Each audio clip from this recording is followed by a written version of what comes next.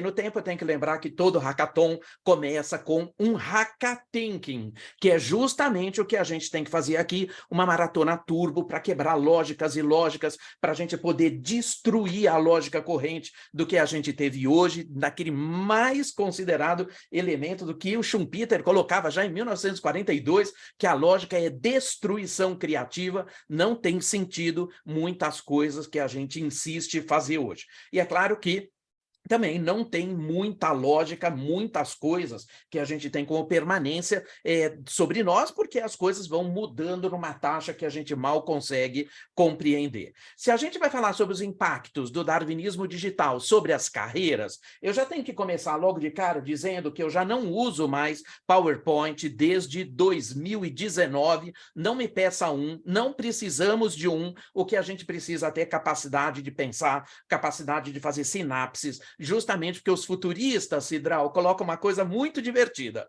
Tem sites, que é uma coisa que todo mundo faz pela metade, é o grande exercício da gente colocar de um lado, né, a forma com que a gente olha o hindsight mais o foresight, isso é igual a insight. Isso significa que eu preciso trazer todo o peso do passado, eu preciso projetar tudo que vem como demanda do futuro, e claro que quando eu somo os dois, eu tenho aquele gap que me dá o insight. As pessoas adoram fazer insight pela metade, achando que isso é uma ideia brilhante, achando que isso é uma coisa do outro mundo, quando na realidade não é. Portanto, eu uso e abuso do poder de criar nós mentais, justamente porque o darwinismo ele imputa o fato de que eu tenho que ter adaptabilidade extrema, radical, quando tudo muda o tempo inteiro. Então, para a gente já dar definição de darwinismo digital, porque as pessoas ficam pensando que diabo é isso, o que é isso, né? Se eu vou falar do impacto disso, precisa começar botando o pé no conceito, não é? Bom, o darwinismo digital não é algo novo, isso vem sendo discutido desde 1955, olha que loucura, né? E é uma era onde a tecnologia e a sociedade evolui muito mais rápido que o mercado consegue acompanhar. Este é o ponto de mutação que a gente coloca aqui, o darwinismo. Claro, tem a ver com Darwin, né? Eu até parodio um pouquinho Darwin aqui, no tamanho da barba, justamente porque adaptabilidade possível e extrema quando tudo muda radicalmente o tempo inteiro. É claro que isso cria um cenário propício, absurdamente abissal, para que a gente possa trazer uma nova era de lideranças, claro, e uma nova era de mentalidades completamente diferentes, porque as mentalidades que nós temos, lamento informar, ainda estão presas lá na segunda revolução industrial. É um negócio impressionante como as empresas não conseguem se livrar do Fordismo, não é? Para você ter uma ideia, estamos na quinta revolução industrial, as empresas estão na segunda. A gente está na convergência homem-máquina. As empresas ainda discutem produção massiva. É assustador o que acontece. E é claro que quando a gente olha tudo isso, darwinismo digital, então, é uma nova geração de modelos de negócio que, claro, é impulsionado pelo tal do mantra lá, que o Klaus Schwab, colega lá, presidente do Fórum Econômico Mundial, coloca que ou você se adapte, né, rapidamente, liquidamente, ou você morre, desaparece completamente. Portanto, quando a gente tem, né, a influência de fatos completamente diferentes que vêm sobre a gente e a gente não está nem preparado para ver, principalmente com eventos extremos como uma pandemia, uma guerra no meio, né, com eventos climáticos extremos, como já anunciado, a gente está assistindo tudo sendo demolido em tempo recorde, ok? Então eu prefiro fazer uma jornada completamente desalocada da forma com que a gente tem, né? É o velho PowerPoint que me imputa um roteiro. Se o mundo não tem roteiro, eu não posso ter um PowerPoint que me imputa um roteiro. Eu preciso deixar tudo líquido circulando na cabeça, fazendo então as paridades possíveis para poder ir fazendo as conexões necessárias. Então, PowerPoint é uma coisa do passado, assim como a porcaria do Excel, lembrando que a gente já tem Chat GPT 3, né? Terceira geração de Chat GPT 3, não precisamos ter toda essa coisa que a gente adorou fazer no lugar das máquinas.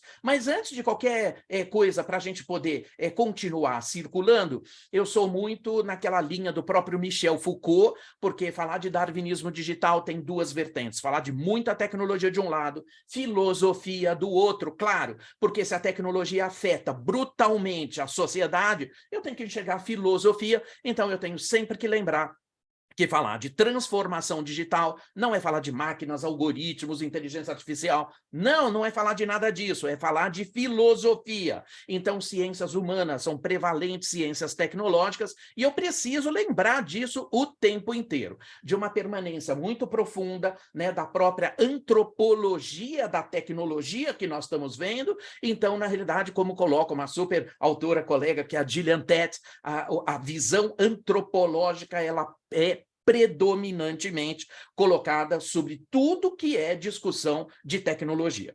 Então, eu parafraseio Michel Foucault com toda a ousadia que me cabe nesse momento, claro, que ele sempre falava, eu não sou profeta, meu trabalho é só construir janelas onde antes só havia paredes, e eu trabalho para regeneração, eu trabalho para o renascimento, que é o ato ou efeito de renascer, de renovar, de restaurar, de regenerar, e justamente quando a gente fala de novos começos, de transformação, sobrevivência, plasticidade, futuro, cultura regenerativa. E eu sempre coloco o fato de que trabalhar com isso é a gente estar permanentemente mudando para permanecer. E isso é uma coisa super estranha, porque a borracha do tempo ela pode chegar e pá, tirar você do cenário com uma rapidez que você não pode imaginar. E claro que quando a gente está falando de um mundo predominantemente exponencial, a gente sabe que o passado está muito amalgamado no dia a dia das empresas, portanto, ela está cristalizado no presente delas. Claro, esses olhares todos vêm do conceito de legado do passado, para a concretização de um presente em uma visão de extremo curto prazo. Eu faço crítica danada às empresas que adoram reagir ao curtoprazismo patológico quando o presente está sendo moldado a frio, a olhos vistos, as empresas ainda fazem aquilo que o Bauman coloca como retrotopia, elas ainda acham que a gente pode desenhar futuro com as lógicas e com as utopias do passado. Ledo engano, não consigo mais me apoiar em nada que vai ruindo a olhos vistos, não é?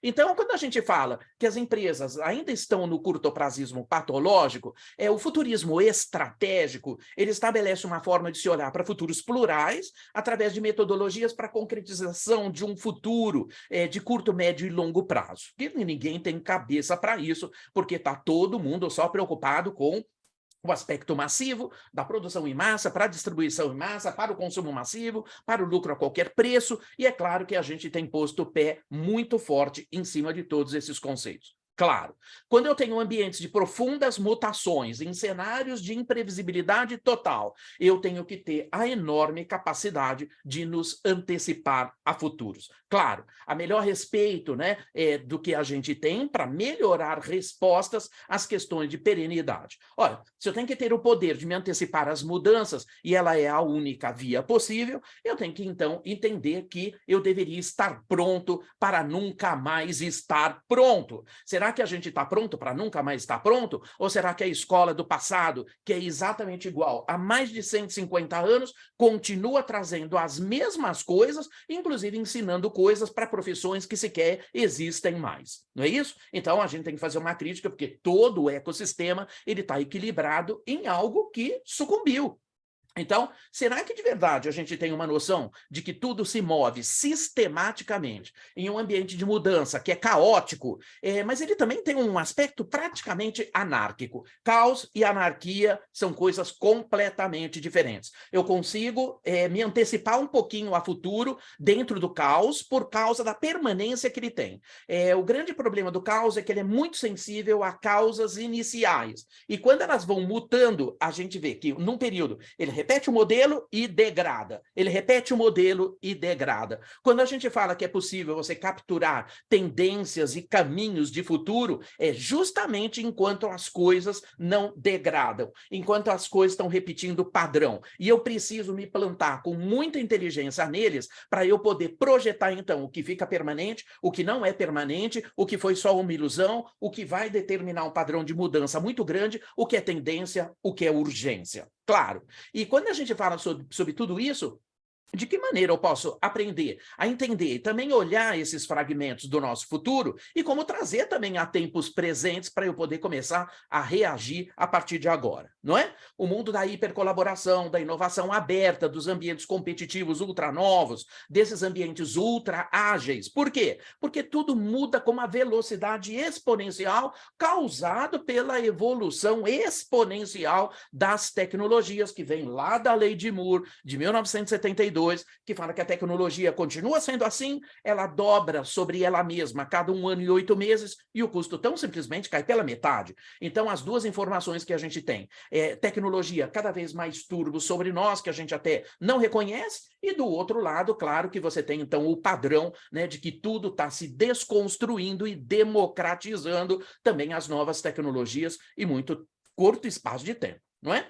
E mais do que tudo isso, a gente sabe que o nosso sucesso vai depender da antecipação e do entendimento dessa antecipação das mudanças, fundamentalmente da antifragilidade. Claro, o futuro, ele emerge do caos. Eu preciso lembrar sempre isso. Não existe futuro na marolinha. Não existe. Futuro emerge do caos. Justamente porque eu preciso pensar na maneira mais aguda que nós temos que ter, que está apoiado na imagética, que é a capacidade dos humanos, então, em vislumbrar futuros possíveis. Imagética nos remete à ficção, nos remete ao cinema, e é claro que você, tudo que viu num filme de ficção, vira realidade. Por quê? Porque as tecnologias não visíveis começam a ser produzidas a partir de um sentimento de intencionalidade, tudo aquilo que você é capaz de falar, você é capaz de fazer. Pode ser que você não tenha a tecnologia no tempo que a gente tenha, mas claro que ao longo do tempo eu vou arrumando uma maneira de fazer. Tudo que é ficção vira realidade. Tudo, absolutamente tudo. Talvez a gente deveria parar aqui um pouquinho para pensar também que darwinistas se plantam dentro da imagética. Não tem nada mais raro do que a gente possa imaginar hoje do que imaginação. É a coisa mais escassa no mundo inteiro para você ver o quantas pessoas ficaram perdidas e chatas no meio do caminho, achando que a vida é uma eterna racionalidade. Não é à toa, né, Fará, vou cutucar meu amigo ali, né, que todo mundo está sucumbindo na tela azul. Todo mundo, né, sucumbindo no erro 404. Não, a gente não dá conta disso. A gente vai para problemas muito sérios de saúde mental. Nosso cérebro não dá paridade, ele não consegue nos amparar, eles vai nos dragando para baixo e a gente continua dizendo que a gente precisa tomar muito cuidado com essas coisas, o que é o limite de permanência das máquinas e dos humanos, e é claro que o próprio darwinismo digital coloca as coisas com muito peso nos seus devidos lugares, não é isso? E claro que quando a gente lembra sempre do grande matemático, né, o grande mago dos modelos complexos, que é o Buckminster Fuller, ele sempre falava, para você poder criar, né, para você criar qualquer coisa nova, nunca brigue com a realidade existente. Crie um novo modelo que deixe o seu em algo completamente obsoleto. E olha, falei do Schumpeter lá em 1942, quando ele falou isso, né? Ele falava sempre que a competição é que mantém um homem de negócios acordado à noite, não tem nada a ver com aqueles rivais dele, os competidores dele, baixando preço na madruga, né?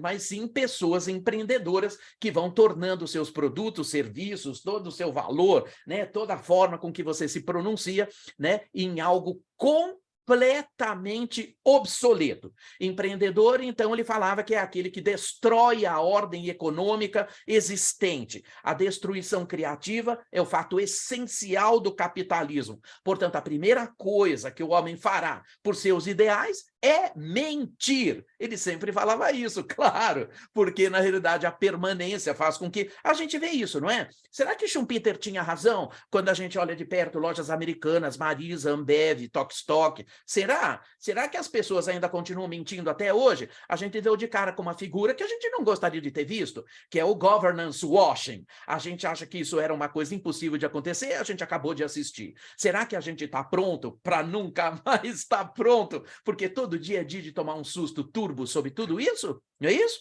Então, sempre a Mel Robbins colocava a questão de base, né? Não espere ficar pronto, né? Não se prepare, comece. Então, na realidade, não importa de onde vem, comece. E isso é uma característica muito grande do que a gente coloca aqui hoje, ô Vilmar, porque quando a gente fala da forma com que a gente olha o darwinismo digital, não, a gente não espera estar pronto. Eu vivi o meu passado, 36 anos de estoque de conhecimento no lombo, para depois começar a trabalhar. Eu preciso ter isso hoje? Não, não posso ter mais estoque de conhecimento.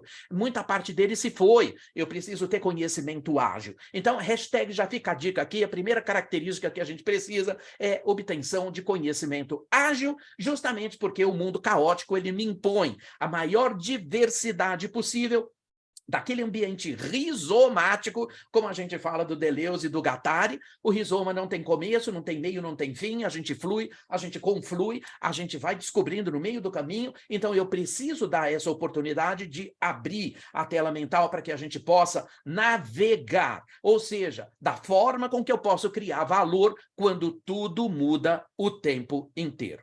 E eu fico aqui brincando sempre de trazer perturbação, não é? Então, será que você de verdade passa no buraco dessa agulha? Não é? Porque quando a gente faz a metáfora do buraco da agulha, isso pressupõe obrigatoriamente que você possa ter uma escolha na mão, não é? Ou você vai escolher o que passa para o futuro, mas você também vai ter que escolher o que fica no passado. Não dá para a gente carregar tudo junto. E exatamente isso, nosso exercício é passar no buraco dessa agulha, e é difícil pra caramba. E justamente o que sempre o Alvin Toffler, grande professor do mundo, né, precursor do mundo do futurismo, há 50 anos atrás, ele já falava uma coisa doida. Ele falava assim: o choque do futuro é a desorientação estonteante provocada pela chegada prematura do futuro, que é o que nós estamos assistindo aqui. Se você não aprender com a história, seremos compelidos a aliviá-la. Sempre falava isso, né? Tudo que a gente vive hoje no presente já foi futuro no passado. Tudo bem? Não. Deu nó na cabeça, não é isso? O presente foi futuro no passado. A gente escolheu estar aqui. Portanto, o futuro não chega sobre você. Ele não vem do além. Ele não chega. Não, então, não pergunta para ele o que ele vai ser. Porque, na realidade, ele depende diretamente daquilo que a gente quer ou daquilo que a gente não quer. Qual é o melhor futuro possível que você quer para você? Qual é o melhor futuro que você não quer sobre todo mundo? Pequenas decisões no mundo de hoje, capturados pelo efeito borboleta, viram enormes decisões no futuro, ok? Então, precisamos também colocar essas questões todas. E ele falava que se a gente não aprender com a história, seremos compelidos a aliviá-la, claro. Mas por isso que dentro do futurismo tem a permanência de muitos historiadores. Eles nos ajudam demais, não é? Então, ele também falava que, também, se a gente não tiver a coragem de mudar o nosso futuro, seremos compelidos a suportá-lo. E isso pode ser infinitamente pior, porque somos agentes daquilo que nós vamos viver. Tão simplesmente porque futuro não existe. Futuro, ele é criado, ele é co-criado em tempo real. Será que a gente está preparado para olhar isso? Ou a gente está só à disposição de sistemas de produção, como é o Fordismo, na qual nós estamos submetidos, cheio de hierarquia, cheio de especialidades, ainda com coisas que vêm lá do Fordismo, por exemplo, como mulheres ganhando menos, vem do Fordismo. Os homens foram para a guerra, as mulheres foram convidadas para a produção, e claro, mulheres não têm darwinianamente a força bruta dos homens, elas podem adquirir numa determinada régua de tempo. Mas o que aconteceu com elas? Elas não tinham a mesma produtividade, ganhavam menos. Hoje eu estou falando de inteligência. Inteligência é um assunto de gênero? Não! Claro que não. Então já deveríamos ter resolvido isso há muito tempo. A gente continua com o penduricalho do Fordismo ainda muito forte sobre a gente.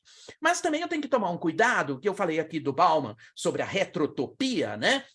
O Green, que é um colega também do ecossistema do milênio, ele fala que também em muitos casos imaginar o futuro é uma espécie de nostalgia, não é? Porque você passa uma vida inteira preso num labirinto, pensando que um dia você vai você vai escapar de lá, né? E como aquilo vai ser incrível, imaginando então que o futuro te mantém em movimento permanente, mas que você nunca faz, passa só na cabeça, mas não vem na mão. Todo mundo pensando que quer ter uma vida melhor, mas ninguém se predispõe a fazer. Então ele faz a crítica de que você, como eu, como a grande maioria das pessoas, apenas usa o futuro para tentar escapar do presente. Mas o futuro não é escotilha de salvação do presente. Então, muito cuidado com tudo isso também.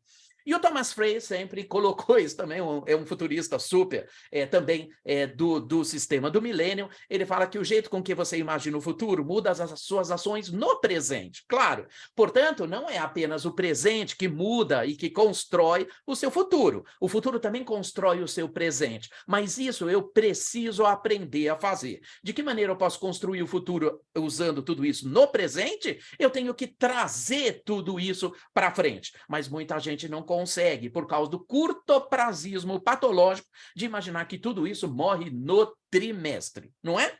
E justamente o Bauman, que fala sobre retrotopia, ele sempre colocou: escolhi chamar de modernidade líquida a crescente convicção de que a mudança é a única coisa permanente e a incerteza a nossa única certeza. Você sobrevive num cenário de incerteza? Você sabe para onde você tem que fugir quando a incerteza bate? Você acha que de verdade a gente está preparado para isso? Que a gente tem todos os skills para isso? Profissões do futuro apontam isso para a gente com uma grande capacidade de fazer. Ou como sempre falava o Edward Osborne Wilson, meu Deus, ele morreu de Covid o ano passado, um professor, assim, aos 92 anos, sabe daqueles caras que a gente não quer que morre de jeito nenhum? Ele falava o seguinte: o grande problema da humanidade é o seguinte: temos emoções paleolíticas, empresas medievais e tecnologias godlike, tecnologias divinas. Como é que a gente equilibra tudo isso? Me fala. Isso é uma coisa de louco, não é isso? Então, exatamente como falou agora há muito pouco tempo, né? O Bezos, Jeff Bezos, que ele falou isso agora numa entrevista, né? Sabemos que a Amazon vai falir um dia. Eu produzi a Amazon, eu sei que ela vai falir um dia. Nosso trabalho é adiar o máximo possível tudo isso, ok? Bom, eu tenho uma pergunta aqui que eu já vou respondendo, porque eu já gosto da bagunça total, então eu já vou falando aqui, vou lendo as perguntas que chegam lá também, e o Eduardo fez uma aqui. Professor Carlos, uma pergunta, que venham várias, tá, Eduardo? Como fazer com que este futurismo seja para todos e não somente para uma parcela da população, como no nosso país, onde muitos ainda não possuem acesso à internet? Como modificar este futuro? Eduardo, tu não me provoca, tá? Porque eu vou ser obrigado a colocar coisas difíceis aqui, tá bom? Porque, na realidade, eu vou responder para você apoiado num super professor que é o Larry Downes, que ele sempre coloca: países muito corruptos detestarão a tecnologia para todo o sempre. Tá respondido para você, Eduardo? Ou você quer você quer que eu traduza? É isso? Somos um país corrupto? Detestamos a tecnologia para todo sempre? Hoje eu estava vendo, né, as autoridades falando sobre as questões de toda a catástrofe que aconteceu em São Sebastião, que a culpa não é da chuva, a culpa é do poder público, que deixa, né, as pessoas ocuparem leitos, né, de taludes, inclusive de montanhas que não podem ser ocupados, e estava se falando do quê? Melhorar o sistema de radares e o sistema de alarme, para ter, então, sirena de alarme. Isso resolve o problema, Eduardo? Claro que não. Tem tecnologia para mitigar isso? Sim. Tem metodologia para a gente poder enxergar áreas que são ocupadas, que são indevidas? Sim. A gente tem metodologia para fazer coisas muito baratas? Sim. A Malásia imprime 11 casas por dia usando o lodo inerte do tratamento do esgoto. Custa $1.000 uma casa. É possível que a gente tenha tanta tecnologia e a gente está discutindo a colocação de sirene? Não, tem tecnologia para isso, Eduardo. Então, a gente também, ser darwinista, é poder ter o cotovelo duro para enfiar ele inteiro dentro das feridas, porque isso não resolve o problema, isso só adia todos os problemas que a gente tem. Me dá um feedback aqui se eu te respondi ou se eu te enrolei, Eduardo. E se quiser fazer outra pergunta, faça também, ok? Então, Será que a gente tem mesmo a consciência de que a gente vive transformações, que não tem mais equivalentes em padrões anteriores nenhum, que a gente vive num cenário de ruptura constante e eu tenho que mudar o meu padrão de comportamento e justamente o meu padrão, né, de consciência sobre tudo isso que está acontecendo, de um presente extremamente incerto e de um futuro absurdamente complexo? A gente não tem isso, porque a batida exponencial, sem trégua, sem parada, sem ponto de chegada, faz com que a gente tenha chegado, então, no encontro, na era da convergência tecnológica, onde eu tenho desdobramento de todas as outras ciências, uma sobre a outra, e estamos vivendo, então, uma nova era da informação, e é por isso que está todo mundo sucumbindo na infodemia. Infodemia é a incapacidade humana de decupar tanta informação que chega sobre nós, que é claro que vai desembocar num lugar muito ruim, que é a incapacidade mental de lidar com todo esse excesso de dados que nós temos. Mas a visão do darwinismo digital também ele imputa um fato, né? Em primeiro lugar, vem a taxa de mudança tecnológica, aguda, exponencial, brutal sobre todos nós. A sociedade que sempre olhou tecnologia, porque onde tem muita, né, movimentação sociológica, tem tecnologias também coladas em todas elas, isso não é uma coisa do mundo digital, isso sempre foi assim. É claro que todo mundo descobriu o fogo por curiosidade, porque um dia alguém bateu uma pedra na outra e saiu uma faísca. Claro que a gente prestou atenção, alguém prestou atenção, foi lá e fez trá, até que botou fogo em alguma coisa, não é? E a maior disrupção que se conhece desde sempre aconteceu há 7.000 anos antes de Cristo, que é o fato de que a gente teve o poder, naquela época, de ampliar o dia pela luz do fogo, que se gerou por uma faísca de pedra. Gente, isso é disrupção. Então, disrupção não tem a ver com o mundo tecnológico, ele está agudizado pelo mundo tecnológico, mas sempre foi assim. Mas gente batendo pedra com pedra é tecnologia? Claro que é. Descobrir, então, que artificialmente eu posso ampliar o dia pela luz do fogo é tecnologia? Claro que sim. Hoje a gente tem lâmpada de LED, mas e lá atrás, não é? Isso foi, então, tecnologia? Foi.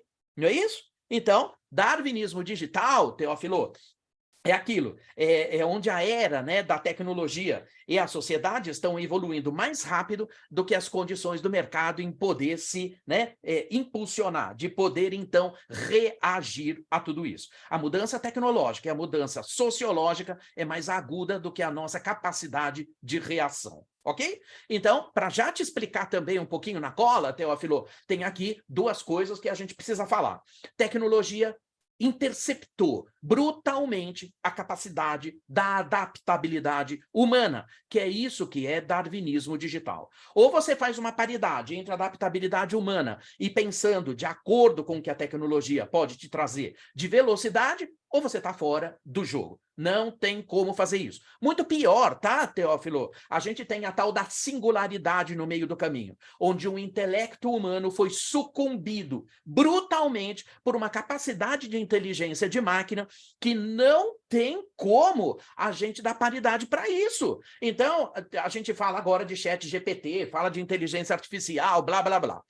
Ô, Teófilo, meu Deus, a gente fala de inteligência artificial. Será que todo mundo sabe exatamente o que é isso que a gente está falando? Porque inteligência artificial, narrow, que é a inteligência artificial burra, ela é narrow, ela é estreita, ela pensa 400 petaflop. Tá bom para você, Teófilo? Você tem ideia do que são 200 a 400 petaflop? Você sabe o que é isso? Não. 200 petaflops são 200 quatrilhões de cálculos por segundo. Sim, não, professor. Você acha que você consegue se bater com isso? Alguém falou comigo. Ou é um espírito? Ai, meu Deus. Foi o Teófilo, falei que eu não sei respondendo a pergunta. Oi, Teófilo, você existe? Cadê você? Tô aqui, professor. Só tô com a câmera desligada que eu tô em casa aqui, mas estou gostando da aula, parabéns. Mas como assim? Eu tenho que imaginar você? Põe sua cara aqui. Como assim? Agora eu estou num local que realmente não dá para ligar a câmera. Você está pelado, né, Teófilo? Eu sei. O mundo da pandemia é sem filtro. Pode vir do jeito que você está aí. E descobriu. Me conte. Não, mas é interessante isso que você estava falando, porque assim, pelo menos para mim aqui que estou participando aqui pela primeira vez e ouvindo falar sobre o darwinismo digital, realmente ficou a dúvida. Eu não sei se é a dúvida dos demais colegas, mas agora com a sua explicação já ficou mais familiar, né? Ok, claro, porque a gente está vivenciando isso. O povo dá nome bonito para tudo, né? Então, a gente vem aqui só explicar que o nome bonito que todo mundo cola, você está vivendo ele. Essa é a questão aqui. Não é só uma coisa que vem lá na frente, você está vivendo isso, não é? E quando eu falava, Teófilo, da inteligência artificial Narrow, que bate 200 petaflop, são 200 quatrilhões de cálculos por segundo. Meu Deus, você acha que você de verdade se bate com isso? E ela é burra, Teófilo. Ela daqui a pouco, hashtag fica a dica aqui, anota aí, informação de bastidor, em 8 anos chega para você inteligência artificial geral. Sabe o que significa isso? Vai para 400 petaflop, ela dobra. Se a gente não dá conta disso hoje, com 400 petaflop, pode ter certeza que a gente vai ser expulso do paraíso, tá, Teófilo? Porque o que está fazendo você na porcaria do Excel quando você tem uma máquina que pensa 400 quatrilhões de cálculos por segundo? Teófilo, você virou o grande mago de ficar buscando buraco de fórmula, de planilha dinâmica? Meu Deus, pede demissão amanhã! Pelo amor de Deus, Teófilo, não é para você mais, tudo bem? Quando a gente vai ter aí, em 20 anos, não é? Em 20 anos, vamos ter a superinteligência artificial, que bate em 800 petaflop. Lembrando que a gente já tem germaneno, ele substitui o silício, ele é 10 vezes mais rápido que o silício, Teófilo. Sabe o que acontece? Daqui a pouco vai para 8.000 petaflop, 8.000 quatrilhões de cálculos por segundo. Você acha que de verdade você consegue reagir a isso? Você vai tirar a inteligência desses dados de que maneira? As pessoas já não tiram inteligência hoje dos dados. Você imagina do que vem, né? Cris, né? Eu tô vendo aqui um comentário da Cris. Beijão, Cris. Ó, tô vendo um monte de gente da quadrilha aqui. Vou ver só tem gente da quadrilha aqui. A Cris é uma querida lá, né? Trabalhando em Belzonte, né? Adoro você, Cris. Mas há quanto tempo a gente fala sobre isso, não é? Desde o tempo que você trabalhava e ainda trabalha com saneamento básico, não é isso? Então, a gente já tem muita tecnologia também que pode contribuindo para uma montanha de coisas diferentes. Gente, essa inteligência que chega sobre a gente faz com que a gente seja deslocado, rapidamente deslocado, para uma série de coisas. Eu estava lendo o relatório agora, que chegou, é muito novo, que veio lá do Dubai, né? Future Foundation, que já coloca lá, por exemplo, asteroides como fazendas. Você vai comer uma alface que vai ser plantada num asteroide? Claro que vai. Foguete dá ré agora. Você tá preparado para colocar isso? De que maneira você pode, então, pensar alternativas que já colocam duas coisas que são despontadas? Engenharia genética, que está no topo, e conhecimento aeroespacial. As duas coisas vêm junto. Você está preparado para enxergar que, então, eu posso ter uma fazenda vertical de hortaliças em asteroides? A gente está preparado para ver o que os alemães estão fazendo exatamente nesse momento, que é fusão nuclear? A gente está preparado para olhar tudo isso? Claro que não. Ainda repete modelo, que não faz mais nenhum sentido. Ok? Então, de qualquer maneira, quando a gente olha... e tem uma coisa aqui que depois você vai lá pesquisar, porque eu não vou te dar tudo, não. Eu tenho que deixar aqui um pouquinho de... uma pimentinha aqui para você depois ir lá pesquisar. Tem uma empresa há 3 anos, que é a Solar Food, finlandesa, fazendo comida de gás de efeito estufa. Vira comida. Como você transforma gás de efeito estufa em proteína e faz 2 bilhões de refeições por dia. Você imagina o que tem gente doida pensando nesse planeta, não é isso? Então, quando a gente tem, né, aquela grande representação que eu uso muito, que é o Shiva Nataraja, lá da mitologia hindu. Lembra o Shiva? Ele tem aquele anel de fogo por fora. Ele representa a tríade do tempo, do passado, do presente, do futuro. Então, ele sempre coloca as questões de que, em tempos de grandes e irreconhecíveis transformações, eu preciso ter a liderança na minha mão. É isso? Isso porque ele tem o fogo, que é para queimar tudo que não faz mais sentido. Mas na outra mão ele tem o tamborzinho, aquele tamborzinho que você bate, que se chama Om, que ele cumpre o novo ritmo de um novo mantra. Ao mesmo tempo que você queima, ele estabelece um novo ritmo. Ao mesmo tempo que ele tem a cornucópia, olha na mão que representa a abundância total de tudo. Ele tem na outra mão o cetro que dá a ele a liderança. Ele pisa em cima de um anãozinho mítico que representa a ignorância. Isso significa que daqui para frente a era do conhecimento é muito mais importante do que nunca. Só que tem uma questão aqui, eu não posso mais ter especialidades, eu só posso ter polímatas. A polimatia é a única coisa que nós temos em mãos para destravar a versatilidade humana. Ficou todo mundo trabalhando na janela da especialidade, desde o Fordismo em 1850, especialistas até agora não conseguem compreender a fotografia do mundo. Então, a era do conhecimento é o que nós estamos vivenciando hoje, e isso significa muita tecnologia de um lado, tudo que você pode imaginar, até o outro lado, na presença de muita filosofia, ok? Então, quando a gente olha todo esse segmento do que a gente estava falando, você traduzir tudo isso da mesma maneira com que as pessoas traduzem, a gente vive no mundo VUCA Bunny, né? As pessoas adoram sopa de letrinha, né? O mundo VUCA, ele é o que sobra de tudo isso, mas o Bunny é VUCA Nutella, né? Por quê? Porque, é claro que é frágil. Ué, é frágil por quê? Porque eu tenho que ser antifrágil. Eu tô ansioso, é um mundo ansioso. Claro, eu não dou conta. Vai tudo parar nas sessões de coaching do Fará. Só ele salva. Lá, do outro lado, claro, está todo mundo ansioso. Ninguém consegue compreender o que é isso, não me encaixo. É não linear? Claro que não, é exponencial. Ele é incompreensível? Claro que sim, porque ele entra em colapso constantemente. Mas será que eu sei como aprender no colapso? Não é isso? Será que eu tenho esta capacidade? Né? O próprio Edgar Morin coloca numa publicação dele que um dos grandes problemas do mundo que a gente enfrenta hoje é como ajustar o nosso jeito de pensar para lidar com desafios cada vez mais complexos de mudança ultra rápida num mundo impossível de se prever. Ele diz que temos que repensar o nosso jeito de organizar o conhecimento.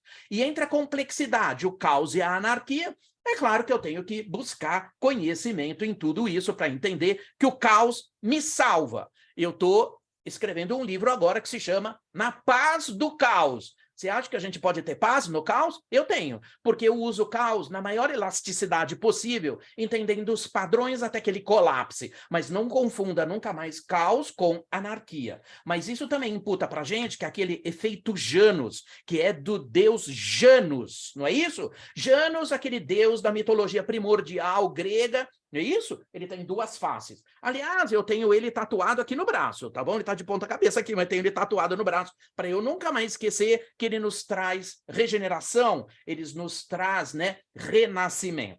Quando eu tenho o horizonte 1 e o horizonte 3, o Janus, ele me faz as pontes para que eu possa, então, criar uma cultura regenerativa. Mas é claro que eu tenho que saber que algo degenerou. Se algo degenerou, eu tenho que regenerar do outro lado, correto? Essa é a função, então, de um futurista, não é isso?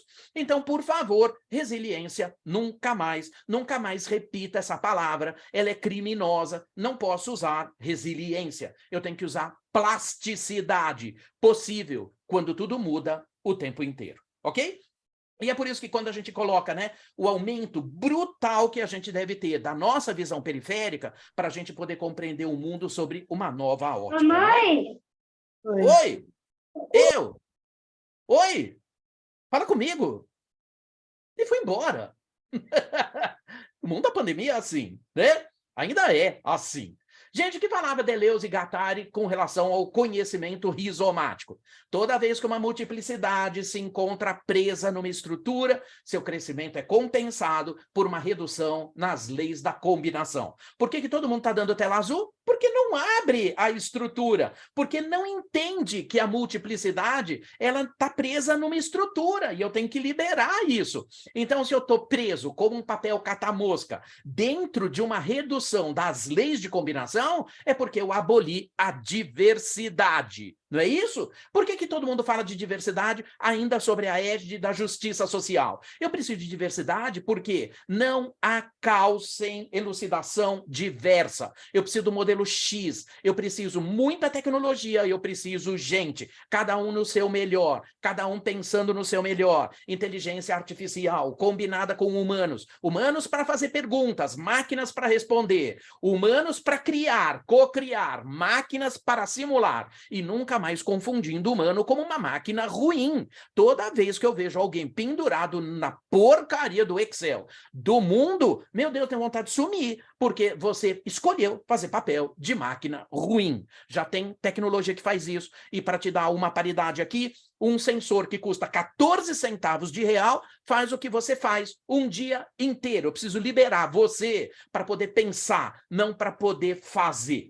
E é isso que quando bate, então, a tal da revolução noética, que estuda, então, os fenômenos subjetivos da consciência, da mente, do espírito e da vida, a partir do ponto de vista da ciência, eu tenho que considerar que ela também é um conceito filosófico que define, então, a dimensão espiritual do homem. Será que tudo que diz respeito a nós é espiritual? Será que eu confundi tudo isso querendo me parecer com uma máquina ruim? Porque quando eu falo da revolução noética, ela marca o fim da visão moderna e antropocêntrica do mundo. Eu tenho que revisitar. Não, o homem não é mais o centro do universo. Ele agora está a serviço da sua própria evolução. E esse deslocamento que a gente tem, eu preciso entender que essas mudanças que são prioritárias, elas vão desde a remodelação do sistema de ensino, claro, a completa reorientação da pesquisa, passando pelo desenvolvimento de infraestrutura, de conectividade de informação, pela extinção real de fronteiras, pela passagem do valor de posse para o valor de uso, e aqui eu estou falando de novas economias, da gestão holística da saúde pela caça dos desvios consumistas, que a gente ainda continua tendo, lembrando que o capitalismo trouxe para a gente um ambiente tão dispar, tão agressivo, que a gente olha, que a gente deveria ter um pouquinho de cuidado com tudo isso, porque esse mundo é excessivo, como fala a super, né, especialista dessa área, que é a colega Shoshana Zuboff, pode pegar lá, ela fala sobre capitalismo de vigilância, ela sempre coloca isso, né?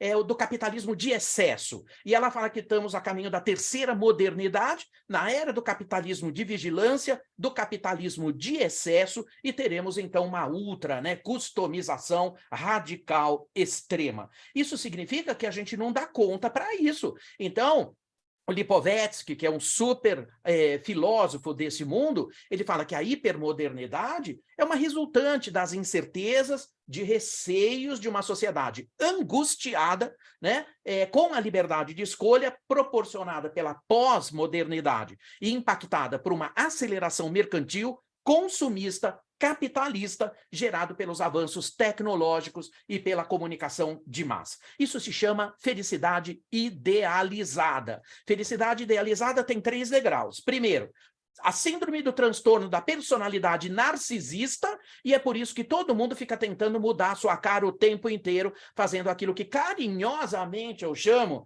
de demonização facial. Alguém conhece algum caso que deu certo em algum momento? Eu não conheço nenhum. É um negócio impressionante, como todo mundo não está contente com a cara que tem, não está contente com o corpo que tem, não está contente com o que é, tem que renascer todo dia num filtro do Instagram. É um negócio impressionante como esse mundo é narcisista, não tem nada por dentro. Segundo corpo, né? Segundo ponto, a síndrome do transtorno do corpo dismórfico. Todo mundo mudando o seu corpo sistematicamente, não é isso? E aí vem ansiedade, ansiedade profunda, suicídio. Suicídio, como fala o Durkheim. Suicídio é um espetáculo narcisista de cidades. A gente vai deixar a gente ser sucumbido por tudo isso? Eu acho que não vale a pena, não é? A gente continua estudando, mesmo depois de 2014. O Danny Brown, você sabe que ele tentou se matar? Ele tentou suicídio algumas vezes, depois que ele percebeu que ele era absolutamente incompetente para fazer uma selfie perfeita. Gente, aonde que a gente se meteu? Me fala. Isso é uma coisa que a tecnologia pode trazer de bom? Claro que não. Então eu tenho que sempre lembrar que, apesar de ter muita tecnologia, a gente vive a era dos extremos, como coloca o Hobsbawm, a era do vazio, como coloca o Lipovetsky, uma sociedade da decepção, né? Uma era do efêmero. As coisas acontecem agora de manhã, quando chega meio-dia parece que foi, né? Ontem, quando chega às 6 horas da tarde, parece que foi no século passado. É um negócio de louco como as coisas vão se, né, dissolvendo. A sociedade individualizada, todo mundo muito individualista de fato, como coloca o Bauman. Sociedade do cansaço, do Byung-Chul Han, né? Tempos líquidos do Bauman, onde nada foi feito para durar, tempos de perplexidades e resistências do Freud, dias de depressão do Frei Beto. não é isso? Isso porque em algum momento se confundiu a inteligência humana com a inteligência artificial, que não deveria ser confundida nunca. Habilidades da inteligência artificial, uma por vez, um cálculo por vez, raríssimos casos de rede neural, onde eu tenho massas de dados sendo capturados e processados. Habilidades humanas, múltiplas, simultâneas. Inteligência artificial é melhor em automação, nós somos melhores em autonomia. A artificial ganha em análise de volume, nós na análise da ambiguidade. Hashtag fica a dica 2, características dos líderes e de profissões do futuro, pensamento crítico e ambiguidade, análise da ambiguidade. Duas coisas que máquinas não fazem. Se as máquinas nos expulsam do meio, né, que me transformou numa máquina ruim, lembre que só tem 2 únicos lugares onde humanos são relevantes. Análise da ambiguidade, pensamento crítico. A natureza, né, do processamento da inteligência artificial e velocidade, humanos, processamento é análise crítica. Não confunda uma coisa com a outra. A natureza da inteligência artificial, a razão pura, a natureza da inteligência humana é a emoção, nunca mais confundindo uma coisa com a outra. E é claro que o Gerd Leonhard coloca que a humanidade vai mudar muito mais nos próximos 20 anos do que nos últimos 600, é porque a gente está enxergando, e justamente o ChatGPT trouxe para a gente uma forma com que está reproduzindo o que foi a Web 2.0. A inteligência artificial agora vai para a mão das pessoas. Isso é uma forma tão grande de se buscar um alcance tão imensurável na mão, isso é poder na mão das pessoas, que é claro que é tanta, né, discussão sobre o tal do ChatGPT, que ainda tem que ser muito melhorado e tudo mais, né? Mas, de qualquer maneira, quando a gente faz todas as simulações da 5ª Revolução Industrial, que é a convergência homem-máquina, que é onde nós estamos agora, o jeito de trabalhar já mudou, já mudou.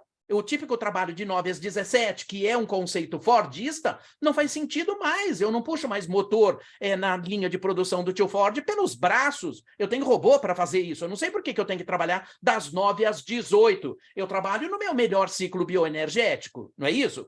Já se apontava que a gente iria para a base do ócio a 60% com a colocação de muita máquina sobre nós. A gente lembra o que é o ócio? A gente sabe para que ele serve? Ou será que a gente dá tela azul também quando a gente tem o ócio, não é isso? A gente viu durante a pandemia muita gente tentando trabalhar muito mais do que sempre trabalhou, porque não consegue bancar a ideia do ócio e as pessoas têm que estar em movimento contínuo porque elas se sentem vagabundas. Gente, isso é um absurdo, é uma aberração, é assustador, me larga, eu quero ver o pôr do sol, me larga, né? Você sabe, um dia, contando um casinho aqui, foi para Recife, e cheguei no hotel, a empresa que me contratou me colocou na frente do mar.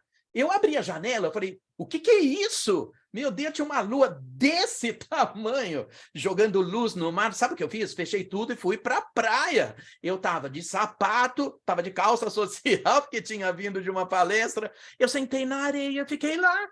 Você sabe que juntou umas 2 pessoas lá, perguntaram, o senhor está bem? O senhor precisa de ajuda? Chama uma ambulância? Não, criatura, eu estou vendo a lua. Me larga, me esquece, me erra. Eu estou vendo a lua. Será que é tão tóxico a gente ver a lua? Porque as pessoas pensam que a gente está doente só porque eu estou vendo a lua. Será que a gente não banca essa coisa do ócio? A gente tem que estar em movimento constante? Meu Deus, claro que não.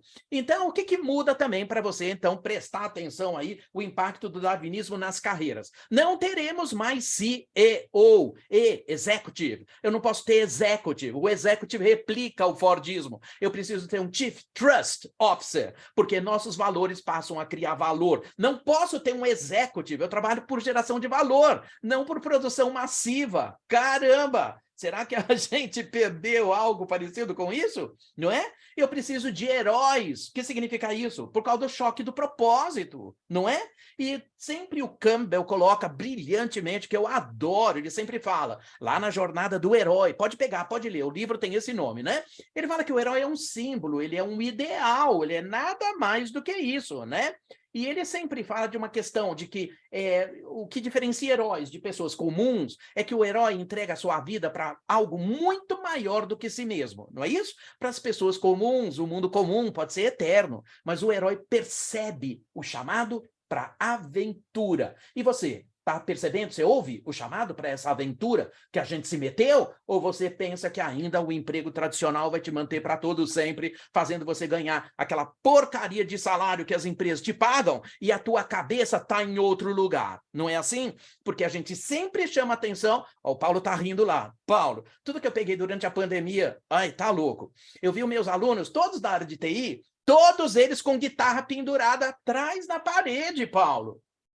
E eu falava assim, o que esse monte de guitarra pendurada aí?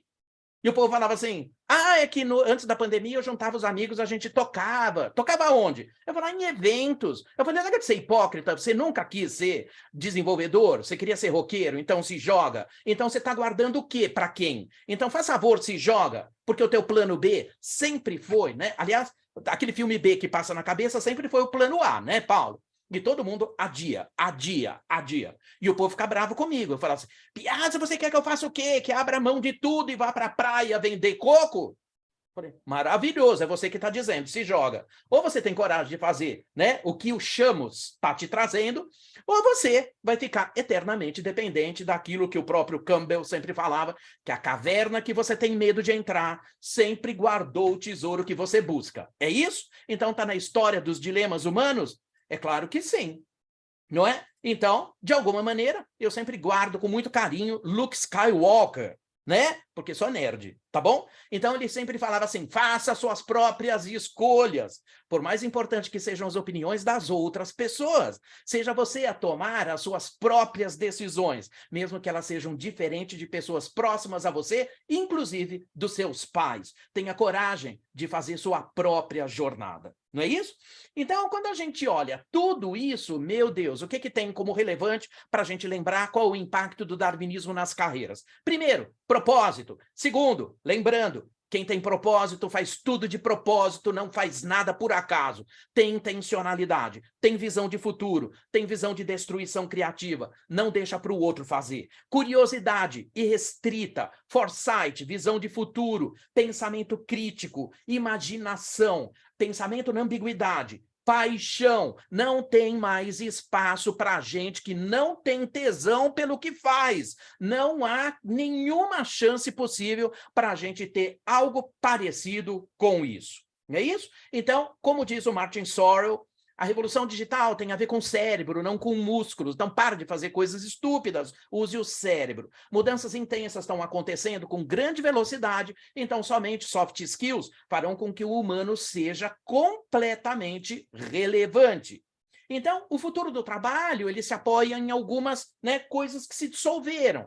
O nomadismo, ele toma conta de tudo, já sabemos, viver, trabalhar e aprender é uma coisa só, não é uma coisa que a gente divida nunca mais, ok? Eu não sei se eu vivo porque eu trabalho e sou apaixonado pelo que faço, e por isso eu aprendo o tempo inteiro, porque cada vez mais que eu preciso aprender mais, cada vez mais eu compro livro, cada vez mais eu aperfeiçoo meu conhecimento, então viver, trabalhar e aprender é uma coisa só, não é isso? Então eu preciso de polimatia, transdisciplinaridade, darwinismo digital, foresight estratégico, lifelong learning, porque eu vou ter que passar uma vida inteira estudando, porque não há como você mais buscar estoque de conhecimento.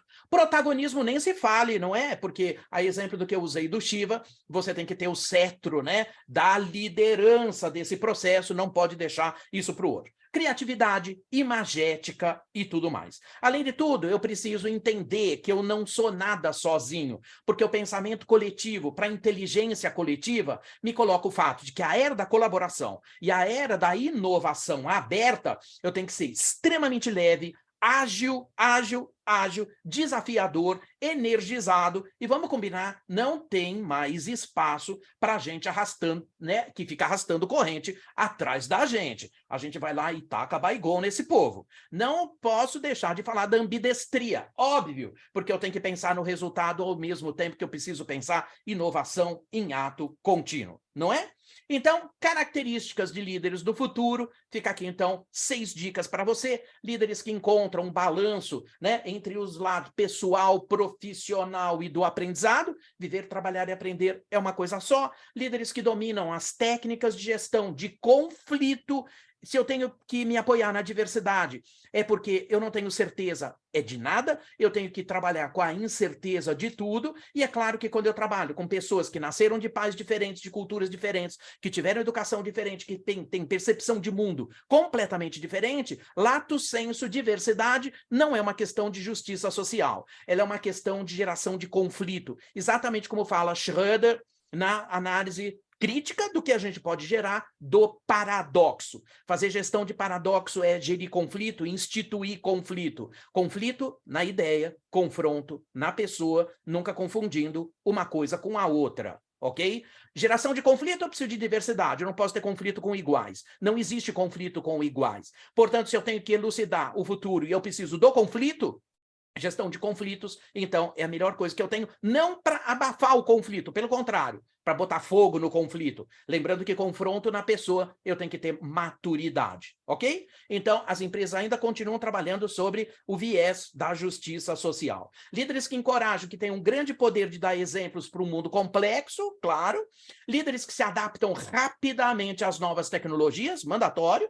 Líderes que se antecipam às mudanças. E uma característica de líder que eu não encontro em lugar nenhum, que são os líderes sem vaidade.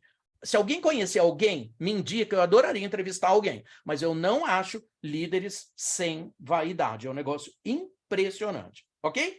E como o Schultz sempre falava, né, crie, né, contrate o caráter e treine habilidades, e a gente sempre lembra de que neste espaço não há a menor condição da gente ter a síndrome de Procusto, que é exercitada largamente por todas as empresas que a gente conhece, que dependem de resultado muito rápido. Todo mundo conhece a síndrome do Procusto? Eu estou falando grego aqui. É grego mesmo. Procusto é uma...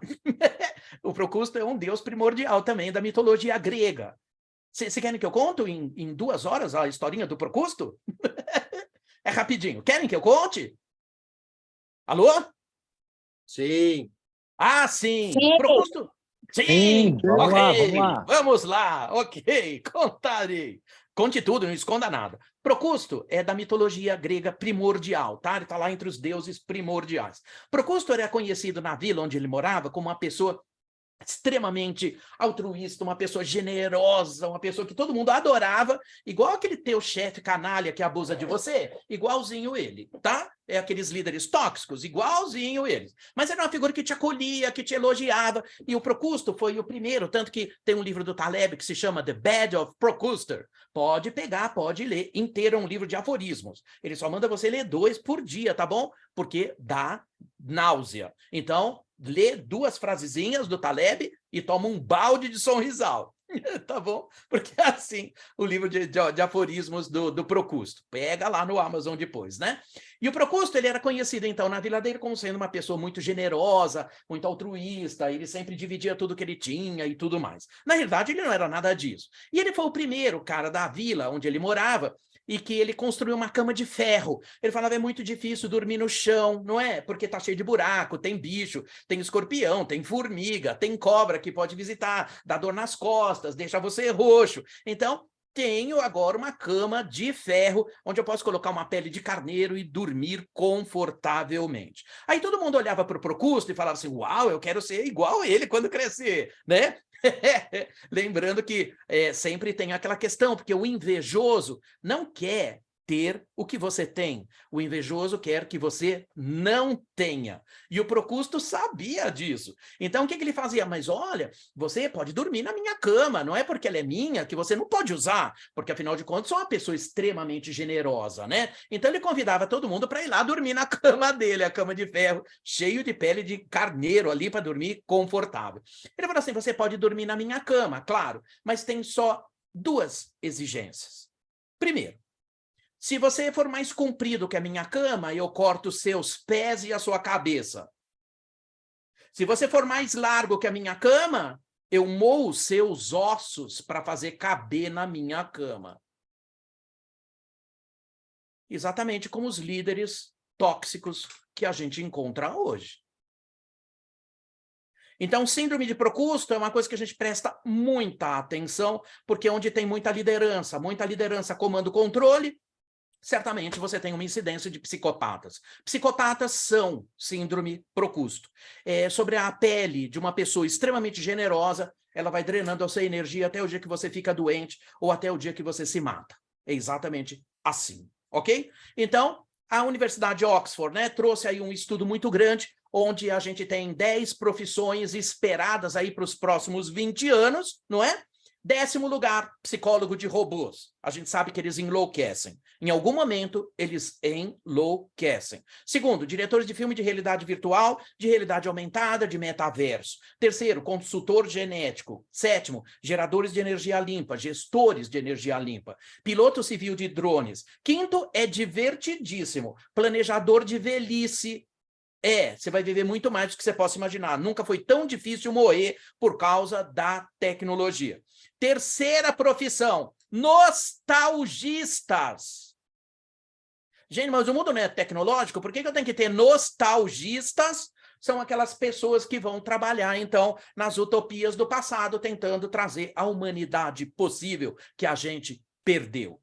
2º lugar, fazendeiros urbanos, já tem um monte, já é profissão do futuro em presente. E a primeira profissão demandada para os próximos 20 anos, que é algo que já começa a surgir, é o especialista, do Feng Shui de dados. A gente vai ter tantos dados que a gente não é capaz de tirar inteligência sobre eles, ok? Então, preciso ter gente que consiga tirar inteligência dessa massa absurda de dados que chegam sobre nós. Então, na realidade, para competir nesse futuro, primeiro lugar, precisa ser um líder. As carreiras vão ter que refletir isso. 2º, quem lidera na frente leva tudo. 3º, entende brutalmente de tecnologia. Todas, mas não sob a visão das tecnologias, não como um hypertech. Tem que entender como um cara que pensa a filosofia tech. De que maneira as filosofias estão mudando a sociedade? É lá onde eu me encaixo. São líderes que, então, lideram pelo exemplo, abraçam vulnerabilidades, acreditam na colaboração, na inovação aberta, acredita na incerteza, aporta a inteligência coletiva, são os verdadeiros fire starters. Sabe quem é esse cara? Aquele que fica riscando fósforo, assim, para botar fogo no inferno. Esse cara tem uma importância brutal hoje, é o cara que desafia o status quo, é o cara que põe fogo no inferno, é o cara que traz a incerteza para a discussão e é o cara que planeja um futuro possível, um futuro plausível, um futuro preferível. Dê reconhecimento às pessoas e feedback em tempo real, porque a gente vai ter agora uma tendência de trabalhar muito com grupos transdisciplinares globais. A gente está vendo isso justamente por causa do nomadismo. A gente não tem mais aquelas estruturas de chefe, subchefe, chefe, né? Aquelas estruturas piramidais. A gente está num formato distribuído, mas também esse cara é consciente das suas limitações pessoais, claro, é por isso que ele se apoia em outros, claro, e se adapta rapidamente ao futuro do trabalho, porque a gente sabe que vamos ter muito mais trabalho, cada dia menos emprego. Então, são pessoas, meu fim, que não se vergam, não se assustam, estudam sozinhos, são extremamente mal criados, são incansáveis, não abandonam nada pelos cantos, têm um propósito muito claro, têm alta influência, alta autoridade, alta maturidade, são completamente independentes, são aqueles colaboradores que a gente chama dos melhores membros da nossa quadrilha, onde nada que possa faltar seja confluência de valores, não é isso? Então, com tudo isso posto, meu Deus, a gente está, então, entrando num novo renascimento, porque tudo isso é muito diferente do que o que a gente aprendeu a ser, não é isso? Então, quando a gente fala da própria liderança polímata, quando eu tenho que otimizar fluxo de ideias, eu preciso tão somente da força do caráter. Para eu desafiar com humanidade, eu preciso da abertura com visão crítica, claro. Para eu poder ter conectividade, eu preciso ter empatia cognitiva. Para promover profundidade, eu preciso ter destreza mental. E, obviamente, para eu ter a abrangência que eu preciso ter, então, visão integrativa. E é claro que eu estou falando de liderança distribuída, humanizada, extremamente generosa, de líderes bold, que trazem para a gente a fotografia de uma cultura extremamente ágil.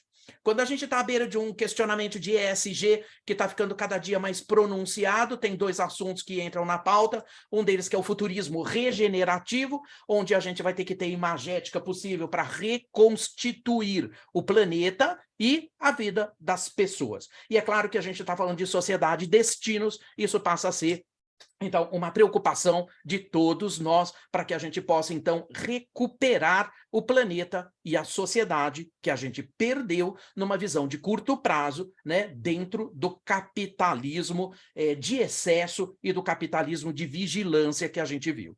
Eu sou contra o capitalismo? Não. Eu sou contra o dinheiro? Não. Mas há de se ter uma forma da gente poder baixar as disparidades que o capitalismo tardio trouxe, né, e que o capitalismo neomarxista trouxe para a gente, criando esse mundo de excessos. Não é isso? A visão do planeta é que ele não aguenta tudo isso, ele abre o bico, e a forma com que a gente olha, se não houver, né, esse tipo de coisa, provavelmente a gente vai ter que buscar algum outro planeta para viver, ou tão simplesmente a gente vai poder assistir, né, o colapso tão grave do nosso planeta, a ponto da gente perder, né, inclusive, a casa da gente, porque é incrível como as pessoas não têm a consciência de que a gente botou fogo no telhado da nossa casa.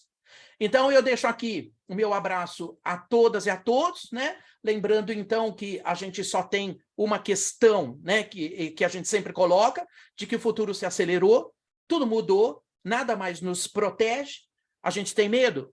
Claro que sim, mas a gente vai apesar do medo. Mesmo porque, né, se tem medo, é porque vem do futuro. Se você não tem medo, é porque veio do passado. Se o passado não nos ajuda mais, ter medo te endereça para o futuro. E eu deixo aqui minha última frasezinha que eu adoro aqui, né, dos racionais MCs, não é nada do Aristóteles, nem, né, de qualquer outro filósofo.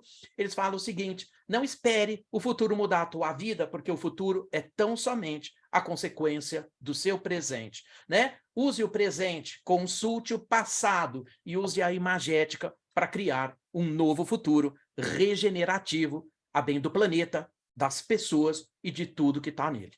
E eu deixo um beijo para todo mundo aqui, lembrando que sua única obrigação de verdade é ser feliz, nada mais. Obrigado, Benfeito, por você ter vindo aqui, e para quem precisa, depois eu mando pelo pelo e-mail, é só pedir aqui Rivotril litrão para todo mundo. Perguntas?